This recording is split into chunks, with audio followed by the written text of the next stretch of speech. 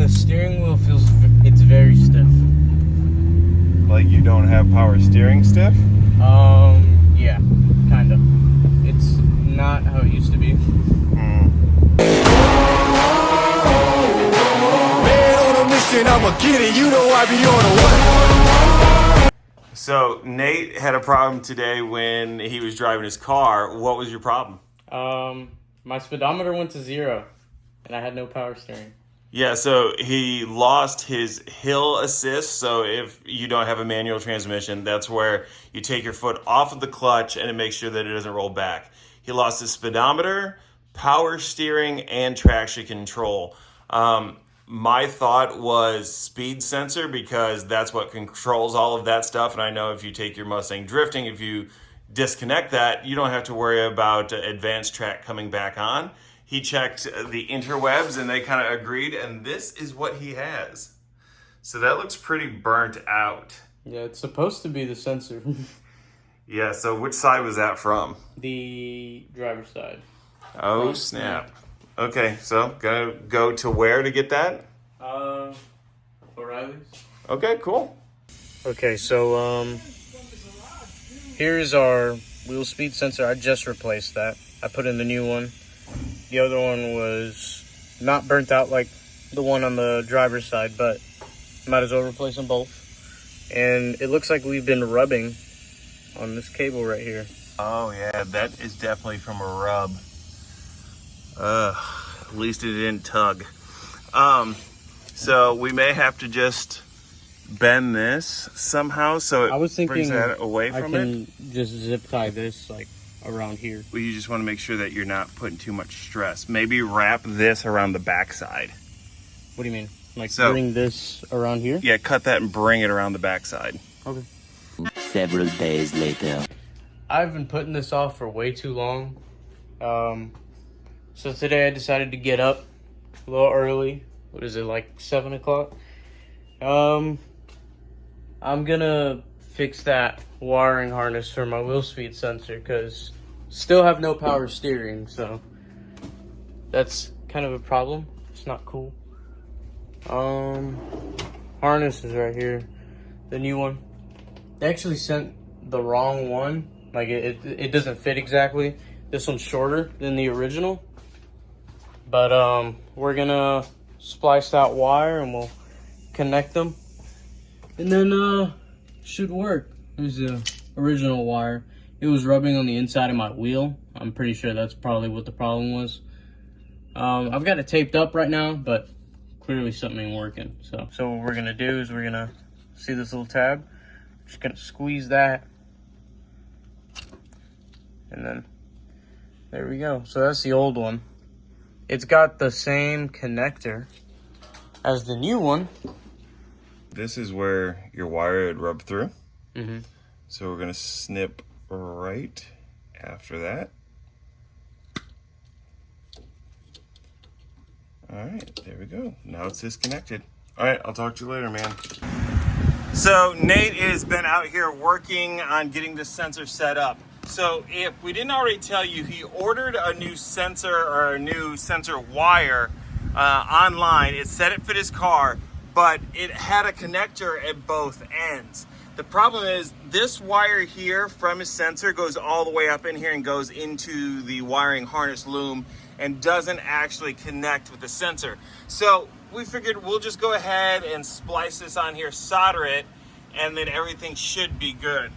You can see down there, he just replaced his AC compressor as well. So he's been updating quite a bit of stuff here on this car. Have you ever soldered anything before? I have not. We just got this. And I have not either. So thanks to Chris Fix, we're gonna see if we can do this and make it work. Why is this not even focus? The viewers need to see. Focus. It's not focusing. Oh, hey. Okay. Nope.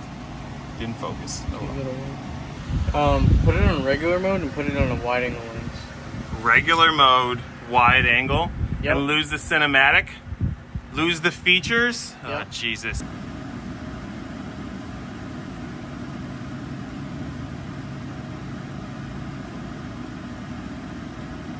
Well, that's not supposed to happen. What happened? There we go. Nope. What's going on? It's like getting caught on it. It's good. It's working. What do you think? Like that or more? I mean, if you think it's good. So here is his first solder. If it would focus.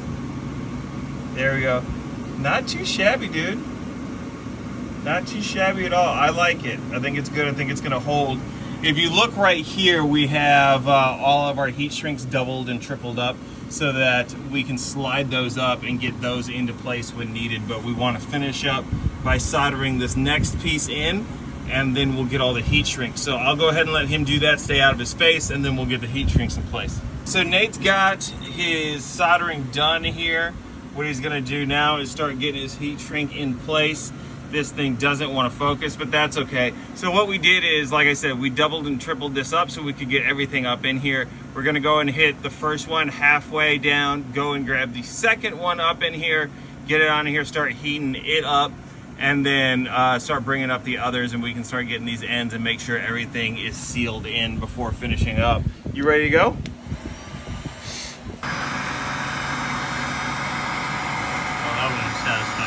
Here is the job that he's done. It's not the tightest right here, but that's the only way we could get the heat shrink all on there. We're gonna use a little bit of electrical tape, and then there is a plastic actual cover that goes with this connector that we're gonna put back on that covers this section, so it'll be good.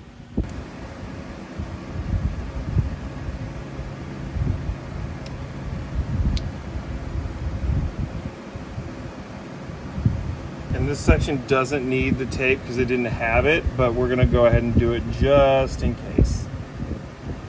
It's better to be safe than sorry. That's what I always say. Never heard you say that. You've never heard me say that? Because I don't care if you're safe. Because you're pretty sorry. Got him. Until we meet again. All right. Plug that in. There we go. And then all you got to do is figure out how you're going to route this thing. And then you should be good, right? Yep. All right. Go ahead and turn on your car and see if everything works, though. I'm hoping. Hey, you want to take the camera with you? That way you can record stuff for, YouTube.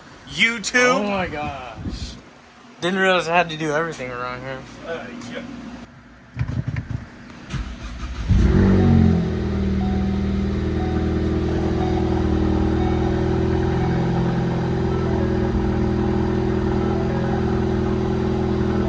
Oh no. Oh. Well, this is weird.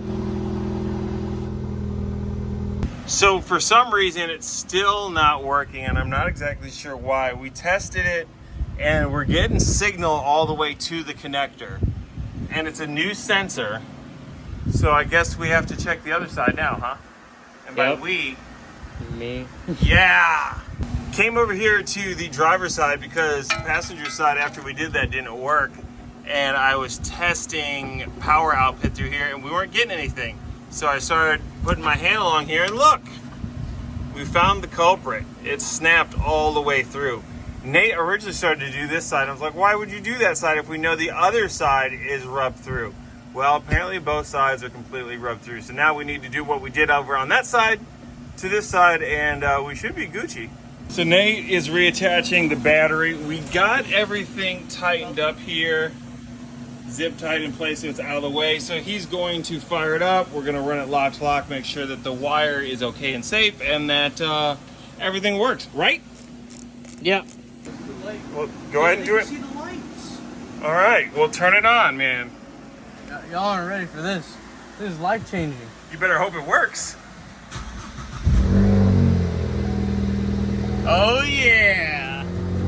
It works? Uh-huh. Runner lock to lock, let's see. All right, run it the other way. Wire is good and safe and all the way. How's it feel? Very smooth. It's so much easier to turn it up. Okay, we shouldn't be doing this with it up on jack stands on one side, but go ahead, turn her off. Make sure it turns off with one push. Dang! All right, go ahead and get the wheel on. She done. So Nate has his car fixed. Everything is good to go. If you guys like this video, make sure that you hit that subscribe button. Make sure that you hit the bell notification so you don't miss anything else coming up. Because in the next couple of videos, we're getting new cars, and you guys definitely don't want to miss that. So make sure to go ahead and hit that thumbs up, and we will catch you in the next one. Peace.